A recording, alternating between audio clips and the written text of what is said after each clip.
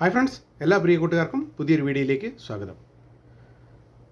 Kerala cricket league 2025 ഫൈനലിൽ 75 റൺസിൻ്റെ ആധികാരിക വിജയത്തോടെ Kochi blue ടൈഗേഴ്സിന് cup.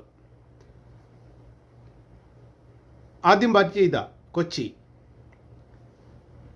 Vinoop മനോഹറിൻ്റെയും Alfie Francis ജോണിൻ്റെയും batting മികവിൽ 182 റൺസാണ് പടുത്തുയർത്തിയത്.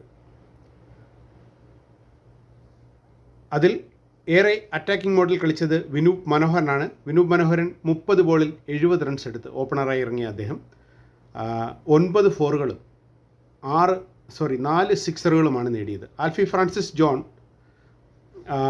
വാലറ്റത്താണ് ഇറങ്ങിയെങ്കിലും അദ്ദേഹം 25 ബോളിൽ 47 റൺസാണ് നേടിയത്. 5 ഫോറുകളും 3 സിക്സറുകളുമാണ് നേടിയത്. അങ്ങനെ 182 റൺസ് വിജയലക്ഷ്യവുമായി ബാറ്റിങ്ങിനിറങ്ങിയ കൊല്ലത്തിന് തുടർച്ചയായ ഇടവേളകളിൽ വിക്കറ്റുകൾ നഷ്ടപ്പെട്ടുകൊണ്ടിരുന്നു.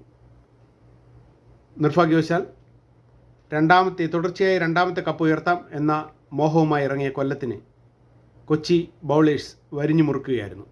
106 റൺസിന് ഓൾ ഔട്ടായ 8 വിക്കറ്റ് നഷ്ടത്തിൽ 106 റൺസ് മാത്രമാണ് കൊല്ലത്തിന് എടുക്കാൻ കഴിഞ്ഞത്.